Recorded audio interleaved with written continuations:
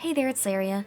In this video, I want to explain the Flash Concentration legendary build for Holy Priest that's often used on Mythic Sun King Salvation. And Flash Concentration is a legendary, and it has to do with Flash Heal and Heal. So each time you use Flash Heal, it does a couple of things. It increases the healing done by your heal ability, and it also decreases the cast time of heal. So the reason why this is so good for Sun King is because this legendary stacks up to 5 times.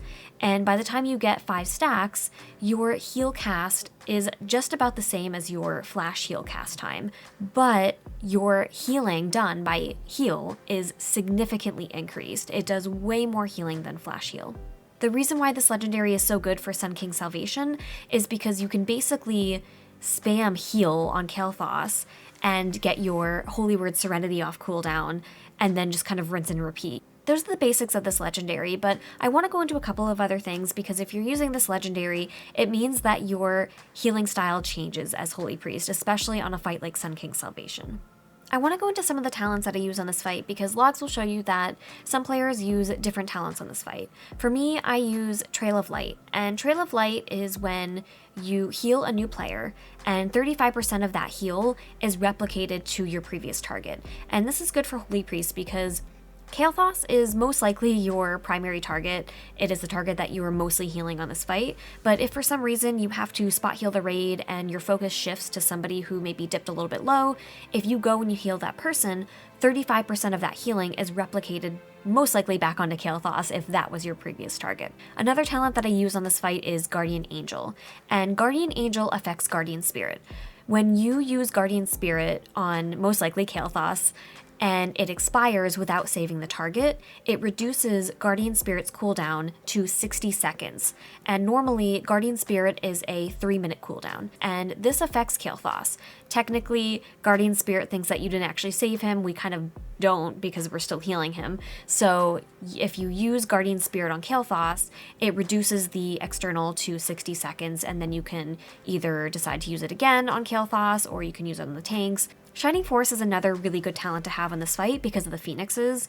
If the Phoenixes get a little bit too close to your raid group when the shade is out, you can just Shining Force them away. For my raid group, I didn't really need to use it that often. I think I used it maybe 1 or 2 times on our kill video, but you can see that the Phoenixes start to get a little bit close. I use Shining Force and it kind of punts them away from the entire raid, which is good. Surge of Light is a really fun and useful talent to use on this fight. Your healing abilities and Smite have an 8% chance to make your next flash heal instant and cost no mana, and this can stack up to 2 times. So this can be really good, especially with Flash Concentration, because in order to keep your 5 stacks to continue spamming heal, you need to every once in a while refresh those stacks by casting flash heal. So if you are spamming either Smite or you're just healing and it randomly procs, then you get a free flash heal. And one thing to remember on this fight is that because you are kind of tunneling Kael'thas so much and you're spamming heal so much on Kael'thas, it can be really easy to run out of mana or go on this fight. And so if you are proccing Surge of Light, then you can basically refresh your Flash Concentration buff by having an instant flash heal, and it isn't costing you any mana. I also choose to run Benediction on this fight because Prayer of Mending has a 25% chance to leave a renew on that target, and now that Prayer of Mending is instant, before Shadowlands it used to have a cast time, it makes it really easy to just cast when it's up and just go back to healing Kael'thas. And you're also getting a renew out of it if it just so happens to proc, so you're not really doing anything extra other than just making sure that you're using Prayer of Mending on cooldown, and while that's up, it has a chance to leave renew and you can just go back to healing Kael'thas. The last talent row is kind of up to the player. I choose to run Salvation because I like knowing that I have one final big healing cooldown to use in the last part of the fight, but some Holy Priests choose Apotheosis. And Apotheosis can be a really good pick because it has really good single target healing. And this fight is all about healing Kael'thas. It's about getting him to 45%, it's about getting him to 90%, and in order to get that single target healing, Apotheosis can help you get your holy words off cooldown quicker. So I could see Apotheosis coming in handy if your group doesn't have a Mistweaver monk, or maybe you don't have a Resto Shaman with Ascendance and you need a little bit more single target healing. Otherwise, if you're looking for a big major cooldown to use towards the end of the fight, Salvation might be the one that you want to pick. But ultimately, it's up to you. Logs will show you that Holy Priests use Salvation, they also use Apotheosis, so it just comes down to what you want. Now I want to go through some parts of this fight and explain some decisions that I made and some healing assignments that we have. In our group, we run 2 Holy Priests, and that means that we have 2 Guardian Spirits to use. The first Guardian Spirit that's used is used about 4 to 5 seconds into the fight, and this gives other healers a chance to set up whatever they need to before you get that huge 60% healing buff. And so the first Holy Priest uses theirs about 4 to 5 seconds into the fight. What I end up doing as soon as we pull the boss is I refresh my flash concentration buff, and then as soon as I see Guardian Spirit up on Kael'thas, I use Holy Word Serenity to make sure that I get that on cooldown, and I immediately go into Divine Hymn. And about the moment my Divine Hymn ends, or maybe a second after it ends, the first Guardian Spirit has fallen off, and then I put my Guardian Spirit on the target. From there, I just spam heal, and I try to get my Holy Word Serenity off cooldown. Once it is off cooldown, I use it, and then I go right back to using heal again. And for the most part, that is pretty much the flash concentration rotation. It's very easy. The one thing that you really want to make sure that you do is keep that 5 stack of flash concentration going. So you never want it to fall off. So that means that every once in a while, you'll either use a Surge of Light proc, which is your instant flash heal, or you'll cast flash heal in order to keep that 5 buff going.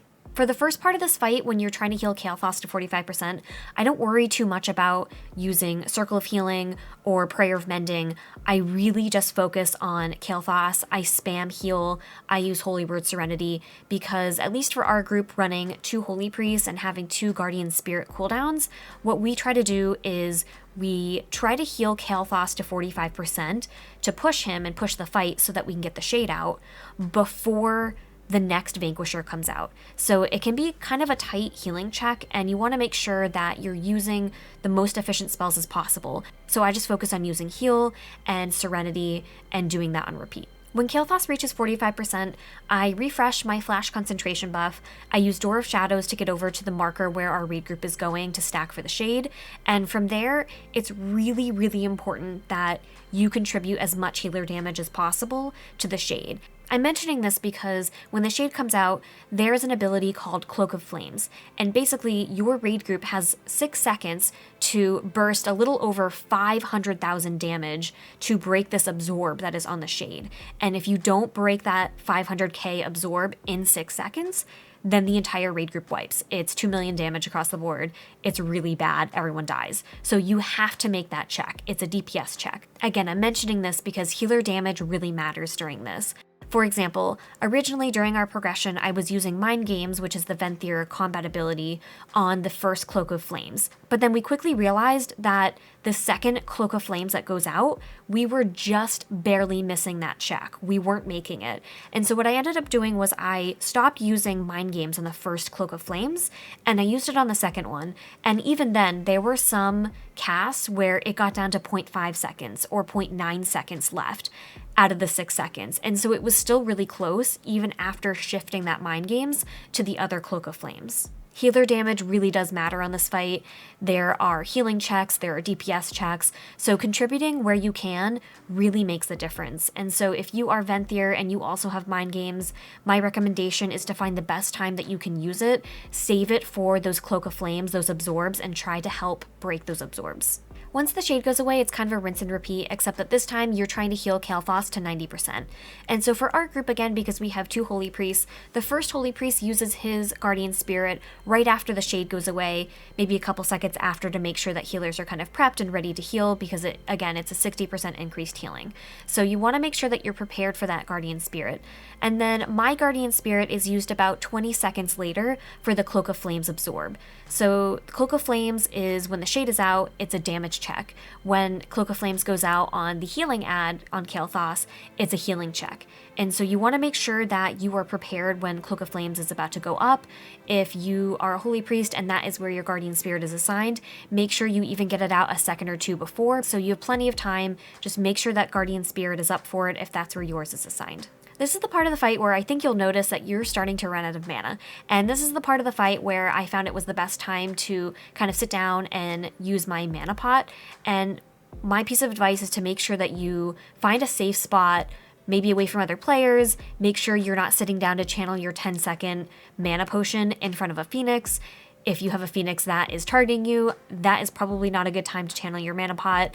Make sure that if a Phoenix is targeting somebody else, that the Phoenix is not going to run over you, because if it does, it's going to leave a fire patch underneath you. And again, if you're sitting there channeling your mana pot, you don't want to be sitting in a fire patch. So make sure that you find a good time to use your mana pot. Make sure it's in a safe spot, it's away from Phoenixes and away from other players. Other than the Cloak of Flames absorb, the healing wasn't really that intense during this phase, and I was starting to run out of mana each time we hit this phase. So what I started doing was spot healing the raid a little bit more. I started casting Smite on the ads and Smite on the Vanquisher in order to get Surge of Light procs to then refresh my Flash concentration buff and to kind of keep it up that way. When the Occultist ads come out, that was also a really good time to focus those Essence fonts, which do even more healing to Kael'thas. So my recommendation, if you are finding out that you're running low on mana during this phase when you're trying to heal Kael'thas to 90%, is to focus a little bit more on casting Smite. It's only 100 mana, it's barely anything at all, and you are building up Surge of Light procs that you can use on Kael'thas. You can keep your Flash concentration buff up. The second time the Shade spawns, you really want to make sure that you're doing as much damage as possible, just like the first time that it came out. But this time around, you're so close to the end of the fight that you really want to make sure that you are keeping Shadow Word Pain up on the boss, you're using Shadow Word Death on cooldown, you're casting Smite, you're using Mind Games at whichever times that you decided you were going to use them on, and you're just doing as much damage as possible on the boss because you're almost at the end of the fight. And this was also the part of the fight where I used Salvation. And I think it can kind of just be up to you depending on when you think that your raid needs it. For our kill video, I ended up using it right when the Shade came out. I knew that we were about to take some damage, and so I casted Salvation. I got that ahead of time. The other thing that I did was I casted Mind Games when the boss first came out because I knew that it would be up again for the second Cloak of Flames, and that is where I had been using Mind Games the first time that the Shade came out. I also want to include a few more points about Holy Priest for this fight. The first point I want to make is make sure that you are using Power Infusion on somebody who is really going to benefit from it.